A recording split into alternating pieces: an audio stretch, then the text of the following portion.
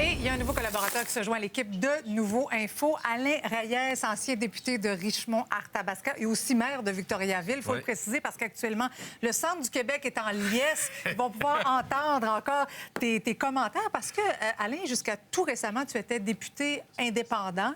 Et là, tu décides de faire le saut comme chroniqueur politique. Oui, après, ça va être ma 7e élection officiellement entre mon élection, ma tentative en 2003 au provincial, 2 élections municipales, 3 fédérales. Fait que je dirais que je ressens un peu la même fébrilité que lorsque je mettais ma face sur une pancarte. Mais là, ça va être différent. Ça va être pour commenter la campagne électorale, la politique en général. Mais pourquoi tu as le goût de faire ça? Quand on sort de la politique, on veut quand même rester à quelque part un peu proche, pareil, pour l'analyser?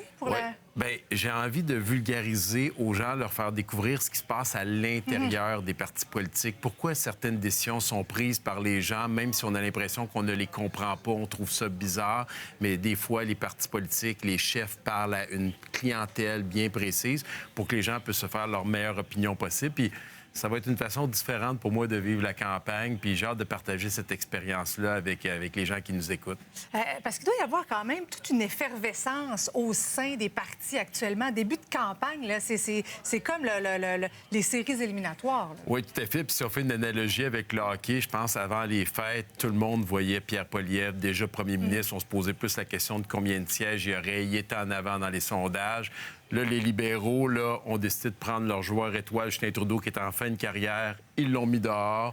Ils ont recruté un joueur de première ronde, là, je crois, entre Mark Carney, qui a fait ses preuves. Mais là, on est rendu à la campagne électorale. Ça va se décider là. Ils vont avoir des choses à prouver. Ils vont avoir des choses Ils vont devoir s'expliquer sur les promesses qu'ils font, comment ils vont les financer.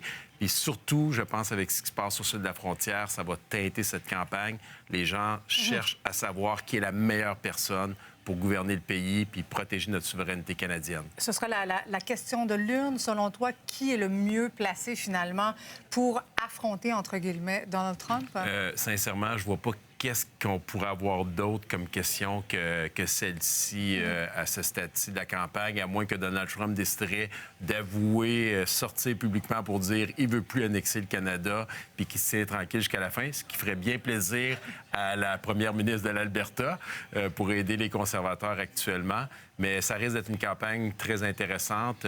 On ne peut pas déterminer aujourd'hui qui va gagner, mais les gens vont pouvoir se faire une bonne idée, je pense, avec tout ce qui va être couvert par Nouveau Info. Une campagne divertissante avec certainement des rebondissements et quelques plures de bananes qui sont toujours intéressantes à analyser. Alain, bien sûr, on va te retrouver donc tous les soirs aux alentours de 17h20 pour commenter l'actualité du jour, parce qu'on sait que dans une campagne électorale, dans quelques heures, quelques minutes, tout peut changer. Un petit tweet et puis l'allure de la campagne change. Donc, tu seras en ma compagnie tous les soirs à 17h, puis également aux débatteurs. Merci beaucoup, Alain. Ça fait plaisir. À ce soir. Merci.